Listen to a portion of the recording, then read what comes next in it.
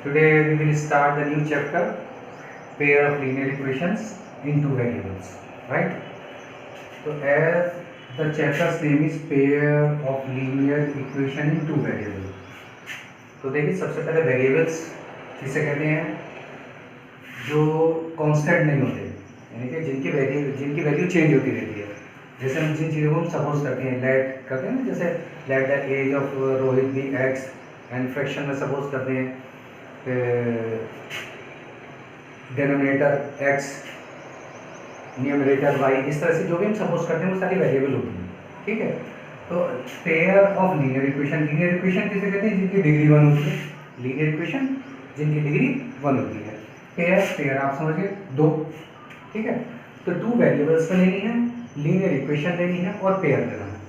तो सबसे पहले मैं ले रहा हूँ linear equation in two variable. First equation suppose a x plus b y plus c equal to 0। देखिए इसमें टू वेरिएबल्स हैं, एक्स और वाई, दो वेरिएबल यूज हो रहे हैं। लीनियर इक्वेशन है क्योंकि इसकी डिग्री 1 है, एक्स की पावर भी 1 है, वाई की पावर भी 1 है, तो ये लीनियर इक्वेशन हो गई और टू वेरिएबल में होगी। लेकिन हमें तो पेयर लेना है चैप्टर के अकॉर्डिंग। तो a x plus b y plus c है, तो फर्स्ट इक्वेशन हो गई।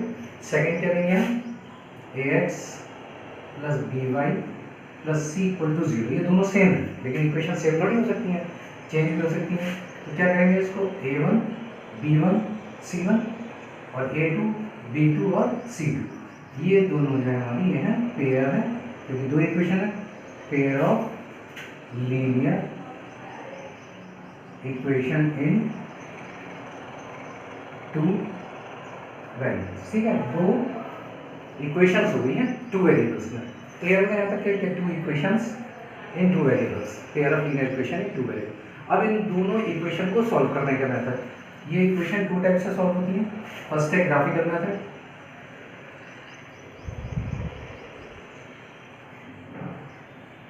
और एक है algebraical method.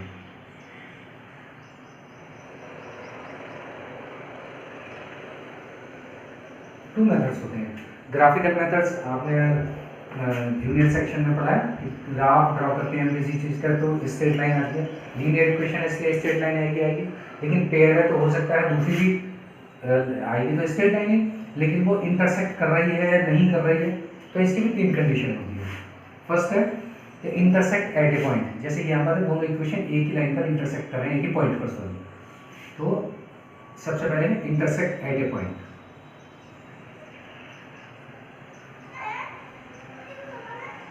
Intersect at point. Intersect at point का ग्राफ क्या आएगा, ये दोनों इक्वेशन कहीं ना कहीं एक ही पॉइंट पर इंटरसेक्ट करेंगे, सिंगल पॉइंट। तो इसे हम कहते हैं unique solution.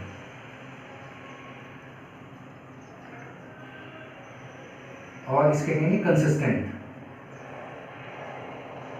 Consistent means solution है इसका, कुछ ना कुछ तो सॉल्यूशन आएगा, क्योंकि एक पॉइंट पे इंटरसेक्ट कर रही है तो इसका एक सॉल्यूशन आएगा, तो इसको कहेंगे हम कंसिस्टेंट। तो इंटरसेक्ट एट ए पॉइंट हो गया, यूनिक सॉल्यूशन हो गया और कंसिस्टेंट हो गया। दूसरा क्या होता है, नो सॉल्यूशन। ये भी हो सकता है ग्राफ के ये एक दूसरे के पैरेलल है, ये दोनों लाइन पैरेलल भी हो सकती हैं, किसी भी तरीके से आ सकती हैं पैरेलल। ये देखिए ये और ये पैरेलल हो सकती हैं। Parallel line means they are not intersecting each other, क्योंकि बैकवर्ड या फॉरवर्ड इसको हम प्रोड्यूस करेंगे तो दे विल नॉट इंटरसेक्ट। तो सेकंड आता है, ये ग्राफ हमारा पैरेलल लाइन का है, तो it means no solution. No solution इसे कहेंगे पैरेलल लाइन, ठीक है। और ये हो जाएगा इनकंसिस्टेंट, क्योंकि कोई सॉल्यूशन ही नहीं मिलेगा हमें, इनकंसिस्टेंट, ठीक है। इनकंसिस्टेंट हो गई। थर्ड आता है हमारा, इसे बाद में करेंगे अलजेब्रिक को। थर्ड पॉइंट है हमारा, एक ग्राफ इस तरह से दे सकता है, दोनों इक्वेशन का जो ग्राफ है सेम लाइन का है, दूसरी इक्वेशन का भी ग्राफ वही है जो पहली इक्वेशन का है, तो उस कंडीशन में हम क्या करेंगे, infinite many solution. Infinite many solution, और इनफाइनाइट मैनी सॉल्यूशन हो गया। कोइंसिडेंट कहेंगे इसको,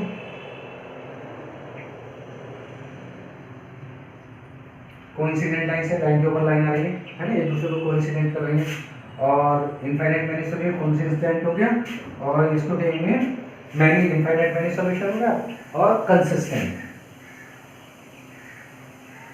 कंसिस्टेंटली, क्योंकि इसके भी मैंने सॉल्यूशन आगे सॉल्यूशन आएगा बेटा।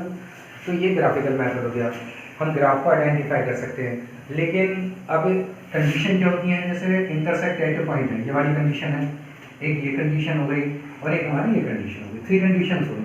तो सबसे पहले आती है हमारी intersect at a point, unique solution की कंडीशन। तो यूनिक सॉल्यूशन की कंडीशन क्या होती है, a1 upon a2 is not equal to b1 upon b2। a1 a2 b1 b2 values क्या है, ये हमारे रियल नंबर से, देखो x का कोफिशिएंट a1 हो जाएगा और इधर y का coefficient b1, constant term c1 हो जाएगा। तो ये सारी वैल्यूज हम इसमें रखेंगे, a1 अपॉन a2 और b1 अपॉन b2। अगर जो नहीं इक्वल है, they are not equal to each other, then it is unique solution. दूसरा क्या था हमारा, नो सॉल्यूशन। नो सॉल्यूशन की condition a1 upon a2 is equal to b1 upon b2 is not equal to c1 upon c2। ठीक है, ये no solution की condition होगी। वैल्यूज हम यहाँ से रख दिया करेंगे, a1 b1 c1 की वैल्यू यहाँ रख दिया करेंगे और a2 b2 c2 की वैल्यू यहाँ रख दिया करेंगे। अगर तो इन दोनों के रेशियो इक्वल आता है और इसका नॉट इक्वल आता है तो it means no solution. Third है मैनी सॉल्यूशन, कोइंसिडेंट लाइन अभी हमने किया था ये।